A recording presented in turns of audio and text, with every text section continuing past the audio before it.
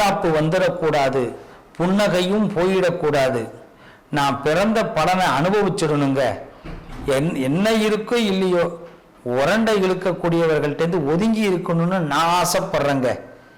எல்லா சுகத்தையும் ஆண்டவன் கொடுப்பான்னு இன்னைக்கு நம்பிதான் இருக்கிறேன். ஆனால் நம்பி இருக்கிற எனக்கு ஏன் தான் சோதனை வந்துகிட்டு இருக்கணும்னு தெரியல. பரவாயில்லைங்க, எவ்வளதையோ தாண்டி வந்துட்டோம், இன்னும் எவ்வளோ தூரம் போனாலும் போகிறதுக்கு தயாராக இருக்கேன்.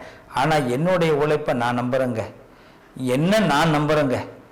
என்னதான் நடக்கும் நடக்கட்டுமே அப்படின்னு நான் போக தயாராக இருக்கேங்க. அப்படி என்று நினைக்கக்கூடிய என் அன்பான ரிஷபராசி நேயர்களே, இந்த ரிஷபத்தை பொறுத்த வரைக்கும் உங்களுக்கு சிவபெருமான் வாக்கு கொடுக்கிறார். சிவனுடைய வாக்கு என்னைக்கும் உண்மையாகும். அவ்வளோ சீக்கிரம் சிவன் வாக்கு கொடுக்க மாட்டார்.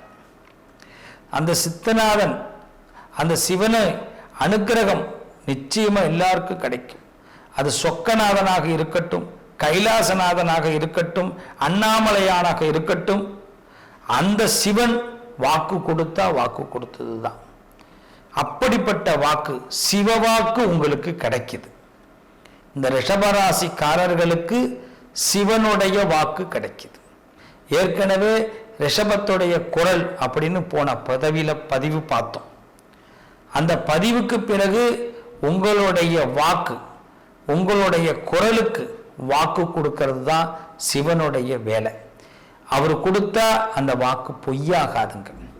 அப்படிப்பட்ட சிவபெருமான் இந்த ரிஷபராசிக்கு இதுவரைக்கும் தயக்கமா இருந்த நேரத்தை எல்லாம் தாராளமா செழிப்பா மாத்திரேன்னு சொல்றார். தயக்கமா இருந்தீங்கள பிள்ளைங்களா, இனிமே நீங்க எல்லாம் நல்லா வரப்போறீங்க. உன் தயக்கம் எல்லாம் முதல்ல தூக்கி எறி. ரிஷபராசி துணிஞ்சி இறங்கு கண்ணு. நீ நிறைய இடத்துல துணிய மாட்டேங்கிற கண்ணு, நீ துணிஞ்சு இறங்கு. அது உனக்கு பெரிய பலத்தை கொடுக்கும் கண்ணு, நான் பார்த்துக்கிறேன். அதாவது குழியில இருக்கிறவன் மேல கையை கொடுத்து என்னை காப்பாத்து சிவனே அப்படின்னாதான் கையை பிடிச்சி சிவன் தூக்குவார். குழியில இருக்கிறவன் கையை கொடுக்காம என்னை காப்பாத்துனா எப்படி காப்பாற்ற முடியும்? அதனால இப்ப ரிஷபராசியை பொறுத்த வரைக்கும் என்ன பிரச்சனையா இருந்தாலும் சரி, சிவன்கிட்ட ஒப்படைக்கணும் நேரம் வந்துருச்சு. அந்த சிவபெருமான்கிட்ட ஒப்படைக்கும் போது அந்த பரமேஸ்வரன் முக்கண்ணன் கண்டிப்பாக உங்க வாழ்க்கையில பெரிய மாற்றத்தை ஏற்படுத்த போறார். அவர் சொன்ன வாக்கு கண்டிப்பாக பலிக்கும். அதாவது சில திருவிளையாடல்களை நடத்தினா ஆண்டவன், நான் இல்லைன்னு சொல்லலை.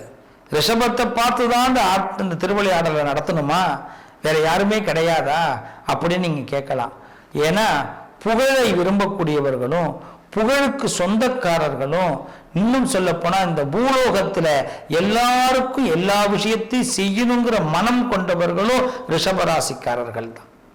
யாருக்கிட்ட என்ன பொறுப்பை கொடுத்தா அந்த பொறுப்பு அது சரியா இருக்கும், அது கிடைக்கும் அப்படின்னு அந்த சிவனுக்கு தெரியாதா? தெரிஞ்சதுனாலதான் சிவன் உங்களுக்கு இந்த பொறுப்புகளை கொடுக்கிறாரு. அதனாலதான் அந்த சிவபெருமான் கொடுத்த பொறுப்புக்கு இப்ப வேலை வாங்குறான். அந்த சிவன் உங்க வாழ்க்கையில இப்போ உங்களை உயர்த்தி பார்க்க போறான். உங்களை 4 பேருக்கு முன்னுதாரணமாக ஆக்க போறான். அவன் கொடுக்கிற வாக்கு என்னைக்கும் பொய்யாகாது.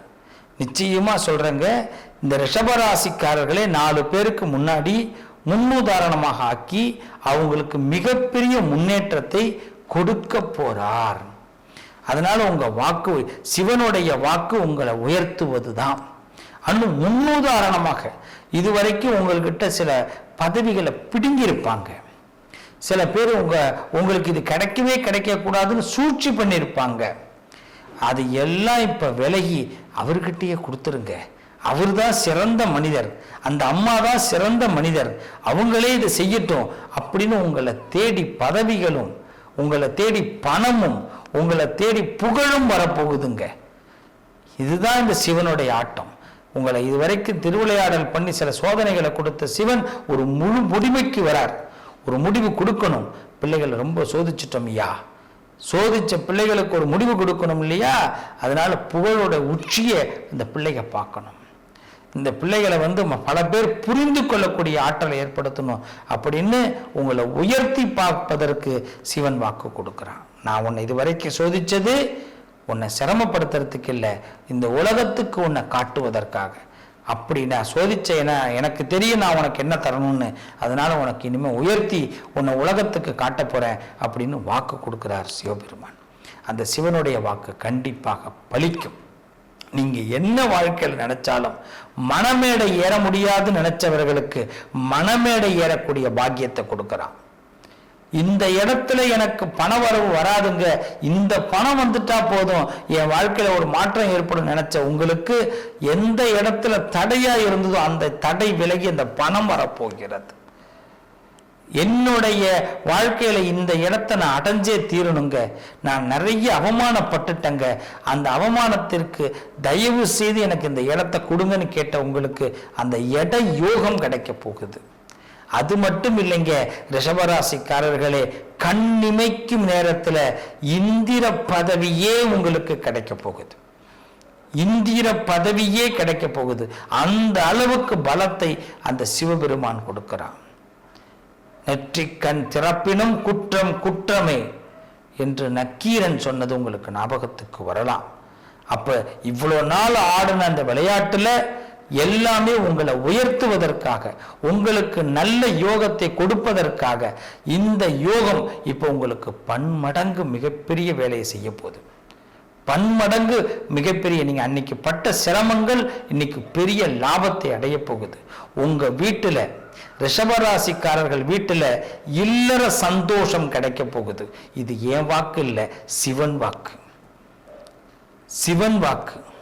இல்லற சந்தோஷம், மனையால் கணவன் யோகம் கிடைக்க போகுது.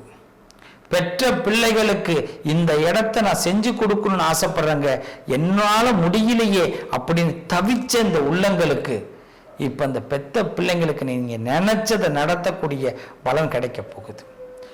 பல பேரை உயர்த்தி ஆசைப்படக்கூடிய ரிஷபராசிக்காரர்களுக்கு தோள் கொடுத்து தூக்க போறார் சிவபெருமான். நீங்க கை கொடுங்க, அவ்வளவுதான், அவர் தூக்குறாரு உங்களை. ஐயோ அப்படின்னு சொல்றதை விட அம்மே அப்படின்னு சொல்லுங்க. காரைக்கால் அம்மையார் என்ன சொன்னாங்க? அப்பனே அப்படின்னு சொன்னாங்க. சிவபெருமான் என்ன சொன்னாரு? அம்மே அப்படின்னார். அம்மானு சிவபெருமான் யாரு சொன்னாருன்னா காரைக்கால் அம்மையாரு தான். அப்போ ஒரு பக்தன் உண்மையா நம்பிட்டான்னா அந்த சிவபெருமான் சொல்ற முதல் வாக்கு அம்மா அப்பா. அப்போ உங்களை அம்மாவாக அப்பாவாக சிவனே நினைப்பார். ஆனா அவரை நீங்க நம்பணும். இதுவரைக்கு அவருடைய திருவிளையாடல் எல்லாமே உங்களுக்கு எப்படி வேணாலும் இருக்கும். ஆனா அவருடைய திருவிளையாடல் உங்களை உயர்த்துவதற்கு தான். உங்க ஆசை நிறைவேறக்கூடிய நேரம் வந்துட்டு சரியான தருணம். இந்த தருணம் திங்கட்கிழமை நல்லா பாருங்க. வெள்ளிக்கிழமையில நீங்க முருக பெருமான அதிகமா வழிபாடு பண்ணுங்க. திங்கட்கிழமையில சிவபெருமான அதிகம் வழிபாடு பண்ணுங்க. ரிஷபராசிக்காரர்களே, நீங்க முடிஞ்சதுன்னா இந்த ரிஷபத்துல பிறந்த நீங்க சிவனே சரணாகதின்னு அடைங்க. சிவனே சரணாகதின்னு அடைங்க. சிவன் எல்லாத்தையும் பார்த்துக்க போறார். அவர் வாக்கு கொடுத்துட்டா அது உண்மையாகும். நிச்சயமாக ரிஷபராசிக்கு முன்னேற்ற பாதை துவக்கம். சிவ கடாட்சம் கிடைக்கிறது. திருநீர் இடுங்க, திருச்சிற்றம்பலம் சொல்லுங்க. உங்க வாழ்க்கையில மிகப்பெரிய நல்ல நேரம் ஆரம்பிக்குது. நடந்தது எல்லாம் நன்மைக்கு. நடக்க போவது ரிஷபத்திற்கு உண்மையான நம்பிக்கையை ஊட்டும், உண்மையான நல்லதை கொடுக்கும். மிகப்பெரிய மாற்றத்தை சிவன் செய்ய காத்திருக்கிறான்.